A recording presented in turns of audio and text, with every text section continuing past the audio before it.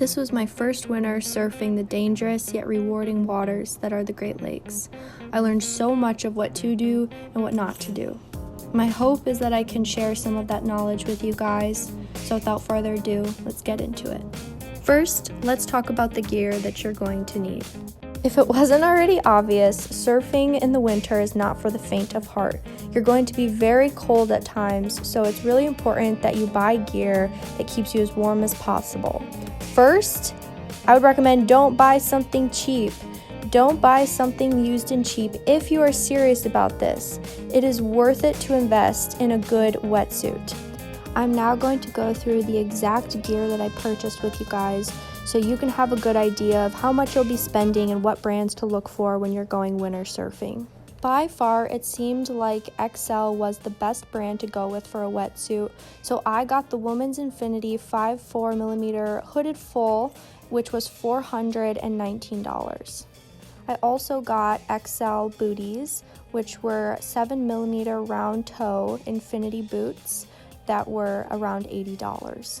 I heard really good things about these Rip Curl Flash Bomb mitts, so I went with those. They were 5mm mittens that were around $60.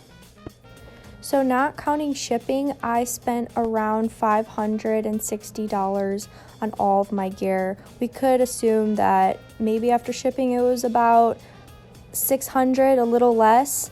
So it is over $500. It is quite the investment, but I'm telling you guys, it's worth it. I can't imagine if I hadn't had good gear and I was trying to surf in these conditions. So if you're serious about it, seriously save up for it. The next thing that I want to share with you guys that is absolutely crucial if you're just getting into this is using a buddy system. I never went out alone, which I can admit was a bit of a challenge for me because I find a lot of peace through solo surf sessions, but I will say the combination of the wind and the water temperature and the lack of buoyancy and just that coldness, it can be so mind-numbing. If something were to happen, or if you were to go into shock, or you were to take a bad fall, or something happens, you want someone there with you.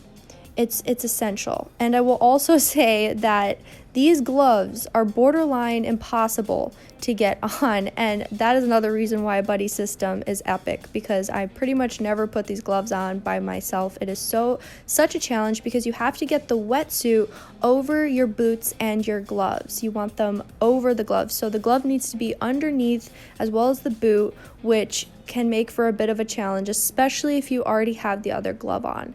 So another reason why this buddy system thing ain't no joke.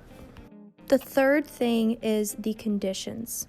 The truth of the matter is that the conditions that are going to generate the biggest wave, the strongest swell, are also going to be very intense weather conditions. So very strong winds, obviously the water's cold, maybe it's snowing or hailing, very extreme, and you need to really prepare your mind and your physical body for that. I know for me personally, something that I will definitely work harder at this upcoming winter season is preparing myself in a physical state. That means more breath work, more exercising outside of surfing, so that when I'm paddling and I'm battling that wind, I can have a better endurance level and better breath work for those high intensity situations. There are just a couple things that I'm going to list off really quick before I get to the last, final, and I think most important point that I make in this video. Point 1, on your way to the surf, put your suit, booties, and gloves at the front of your windshield where your heat is. It doesn't do as much for the wetsuit, but for your booties and gloves, having that heat on the way to your surf session actually helps a bit if you didn't get to dry it fully the night before.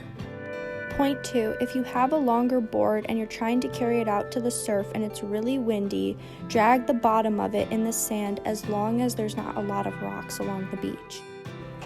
Point 3, if you are going out and it is a bit icy and you have to climb down an ice shelf to get to the water, make sure you have a clear path of how you know you are going to get out of the water. It can look a little deceiving and easier to get in Then you get in the water and realize, oh my gosh, I don't know how to get out. The shelf is too big from here. And before you even go out in icy conditions, please read about the dangers of shelf ice. Alright guys, my last and my most important point that I could make to you about winter surfing on the Great Lakes, or just winter surfing in general, is that it is what you make of it. I'm not gonna lie to you guys, surfing in such extreme weather conditions with a full body wetsuit on, learning how to paddle with the gloves, pop up with the booties, look around with my hood on, and just adjust to that extreme water temperature when it would hit my face, and going out for a session and it's not, the wind wasn't doing what it was supposed to be doing. They're all truths involved in this, but the reward of getting out there and the journey of kind of letting that all go and really putting your mind to the test of how much can you adapt, how well can you just have fun with the circumstances that you're dealt with. And honestly, it applies a lot to life of how, there's so much that is outside of our control, but we can control what's going on inside. And I strongly feel like winter surfing it encapsulates and brings that out very well and very potently, which is a huge part of the reward for me. And I hope it will be for you too. So I hope you enjoyed this educational winter surfing video, and I will see you guys in the next one.